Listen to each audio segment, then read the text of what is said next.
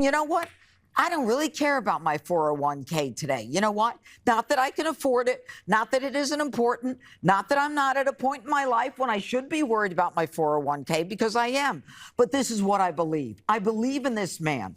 And I believe that what we're seeing now with his bringing in $1 trillion in business and manufacturing and companies moving back to the United States. If people like Jeanine Pirro would just admit that their political analysis is based on making Donald Trump the dumbest god that's ever been worshipped, we could move on and leave them to their delusions.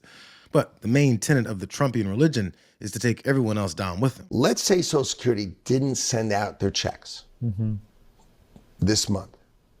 My mother-in-law, who's 94, she wouldn't call and complain. She just wouldn't. She'd think something got messed up, and she'll get it next month. Yeah.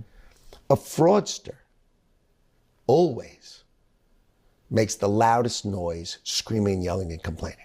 They read from the holy book of Trump that explicitly says, despite all reality around them, regardless of proof or evidence, that up is down, left is right, and pain is comfort. I just want to address that yesterday was a great day for our country, and President Trump delivered on a campaign promise that he made to the 80 million American voters who elected him to this highest office, a promise that many presidents before him for decades refused to deliver upon by implementing these reciprocal tariffs. It's the golden rule for the golden age of America. As for prices and what the American public can expect, they can expect price stability. They can expect to buy American. It's a patriotic thing to do. And most importantly, they can expect their wages to go up. This won't be painful at all for American people and consumers, Caroline?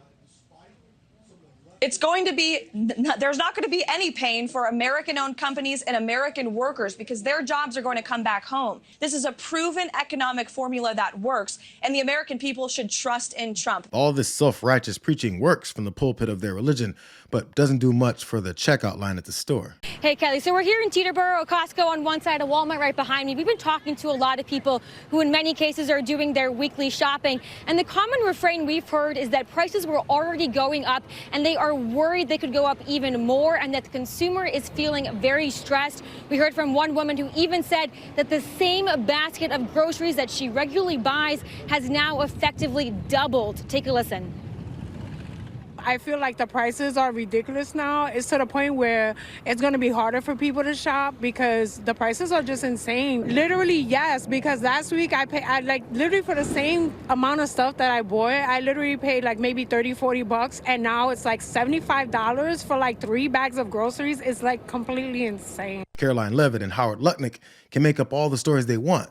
But regular people and players in the stock market that are losing what they thought was their wealth can't help but to call out this bullshit. Are you suggesting, because this will get written up, I don't care, that we are approaching the risk of a true market crash? We don't use that word on this here. I'm just saying that if you bottom fish Thursday and if you bottom fish Friday in 1987, you slept with the fishes on Monday. I struggle for what the president's game plan is. Because if you wanted to make the market crash, I think you would go with this game plan. I don't like that game plan. I do not favor that. That's a they-know-nothing game plan, and it's very disappointing. It should not be in our country's interest to have the market crash. Now, if I am blamed for what I said, you know what? I don't play for dinner. I am finally at the darn age where I am allowed to say that if I mean it. Now, I said it a couple other times, and I was right. I think that I find it impossible to believe that the president would actually order a crash. No, Jim, I'm not ordering a crash. Yes, you are, Mr. President. I am not. I mean, you want to do that? I mean, I don't want that. I don't understand how they could be so bad on fair trade, not help the working person. I don't get. Are they doing this to bring back the sock industry? Jim Cramer's really crashing the f out over this guy going down a road that he can't fathom anyone willing to go down unless they want or someone else wants them to crash the stock market. I mean, nothing gets people with money fired up like someone messing with their money. When it comes to poor people, money and lives, they don't give a shit. But when it's their money, the gloves then come off. Well, BMW is going to rethink South Carolina because it's not going to import tariffed parts, engines from Germany, then to send those vehicles to export them. So again, it will mean if that plant stays open, it will mean fewer jobs potentially because they're going to make those vehicles somewhere else. Well, where are they going to sell them now? They sell them to China. They sell them to China and they sell them to Europe. So every American customer who could buy a BMW could be replaced overnight by a Chinese customer. They sell them they export them to China. No, but I'm saying you can't make they import the parts, which will be tariffed, and then they will export them from the United States where they're manufactured back to Europe, where they will be tariffed again, and then to China and nations around the globe, right? So these are the problems that a U.S. manufacturer faces because the parts are coming from somewhere else. They can also just make the parts here. They can make the car No, they here. can't. Absolutely not. That's a fallacy. It's impossible?